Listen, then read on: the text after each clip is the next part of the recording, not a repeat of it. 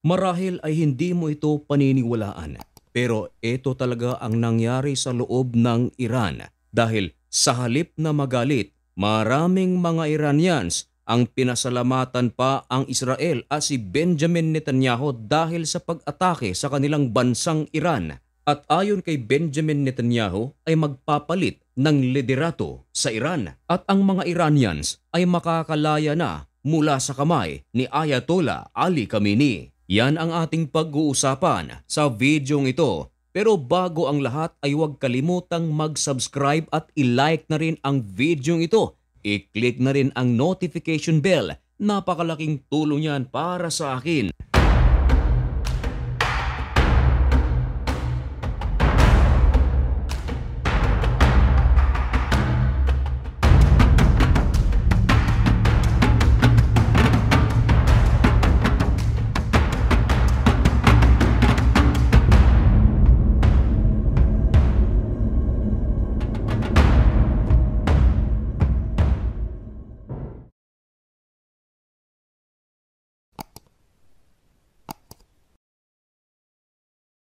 Maligayang pagbabalik mga kaibigan.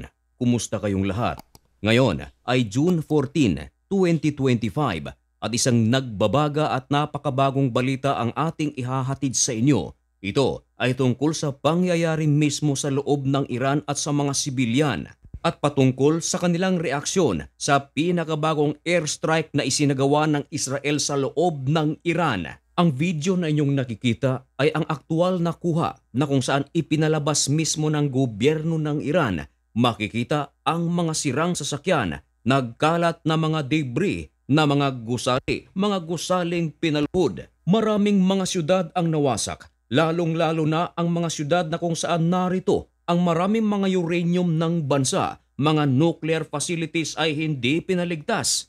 Mga matataas na pinuno ng militar, gaya na lang ng commander ng IRGC na si Hossein Salami ay hindi nakaligtas. Chief of Staff ng Armed Forces ng Iran ay nasawi at 7 sa mga nuclear facility scientists sa pagsasagawa ng nuclear weapon ay namatay. At ayon sa paunang tala, umabot sa 78 katao ang nasawi sa naturang airstrike ng Israel. At ayon kay Benjamin Netanyahu, ang kanilang ginawang pag-atake ay simula pa lamang at marami pa silang isusunod. Sinuportahan naman ito ng presidente ng Estados Unidos na si Donald Trump. Ayon sa kanya, bilang banta na rin sa Iran, makipagsundo na kasi kayo para sa nuclear deal at kung hindi ay mas marami pang mga malalaking pag-atake ang inyong mararanasan.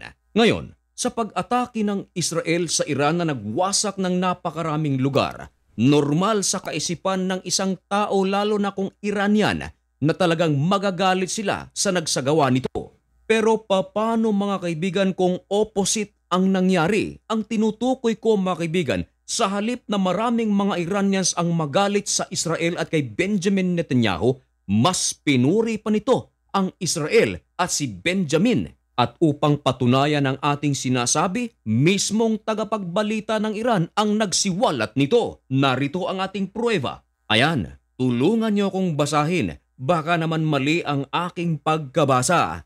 Ayon sa Iran International, Voices from Iran.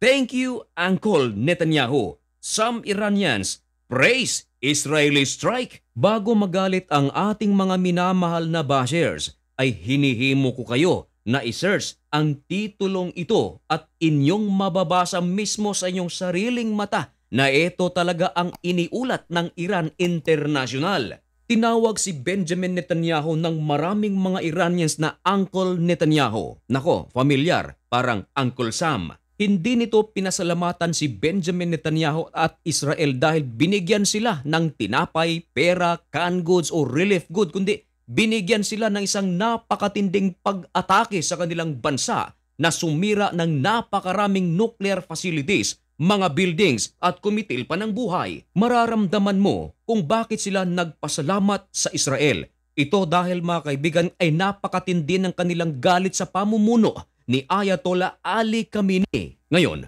matapos ang isinagawang pag-atake ng Israel sa Iran, naglabas ng video si Prime Minister Benjamin Netanyahu at kinausap nito ang mga sibilyan sa Iran. Hinimok nito ang mga Iranians na tumindig laban sa pamunuan ni Ayatollah Ali Khamenei upang sila ay magkaroon ng tunay na kalayaan. Ayon kay Benjamin Netanyahu, mayaman daw sana ang kanilang bansa.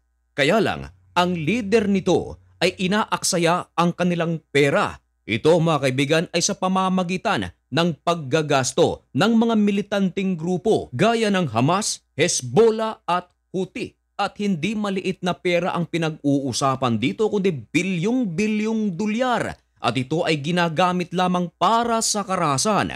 Ayon kay Benjamin Netanyahu, malaki na raw sana ang maitutulong nito sa pag-unlad ng kanilang paaralan, mga kalsada, hospital at sa kanilang ekonomiya, pero napupunta ito sa mga militanteng grupo upang maghasik ng lagim sa Middle East. At isa pa mga kaibigan sa makatindig balahibong pahayag na binitawan ni Benjamin Netanyahu. Nako, medyo uso ito ngayon mga kaibigan, ang pagpapatalsik ng mga lider sa kasalukuyan. Katulad na nangyari sa Syria, si Bashar al-Assad ay pinatalsik mga kaibigan sa pamumuno ni Ahmed al-Sharaa. At ito ngayon ang nais na mangyari ni Benjamin Netanyahu upang magkaroon ng tunay na pagbabago sa Iran. Kaya lang, ito mga kaibigan ay isang gambol at ginawa pa rin ito ni Benjamin Netanyahu. At upang patutuhanan ng ating sinasabi, ito ay ibinalita ng BBC. Ayon dito mga kaibigan, Israel's endgame may be regime change in Iran but it's a gamble. Maliwanag dito mga kaibigan na change regime.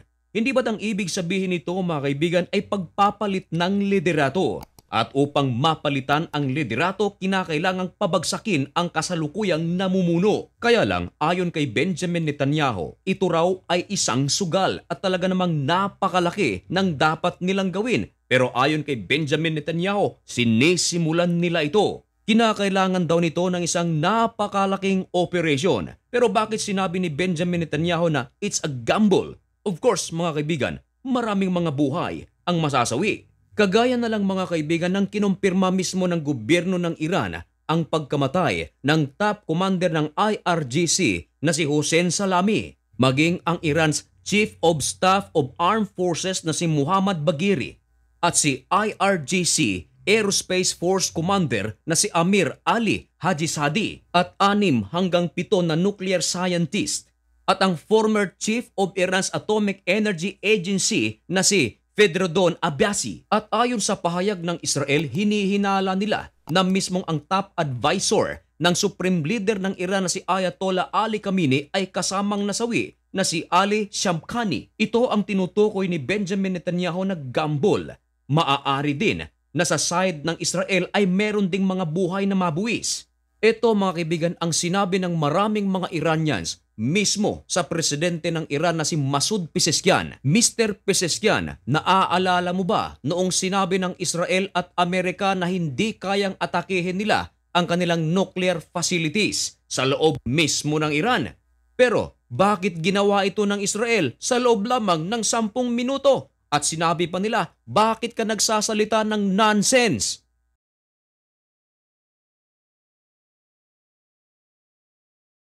Sa ngayon mga kaibigan ay napakatindi ng bakbakan sa pagitan ng Israel at ng Iran. Marami ng mga drones, mga rockets, maging ballistic missiles ang pinalipad ng Iran papuntang Israel, pero ito ay pinabagsak ng mga air defense system ng Israel. Katuwang ang puwersa ng Amerika. At eto na mga kaibigan, nagsalita na ang IDF matapos isagawa ng Iran ang kanilang ballistic missiles attack sa Jerusalem at sa Tel Aviv. Ayon sa Israeli Air Force, ay nakahanda na naman ang kanilang mga fighter jets upang muling umatake sa Iran at naghihintay na lang ito ng signal mula sa itaas. Sana nga ay hindi na matuloy. Pero kung sakaling talagang gawin ito ng Israel mga kaibigan, yan ay isa sa ating mga tututukan dito lang sa channel na ito.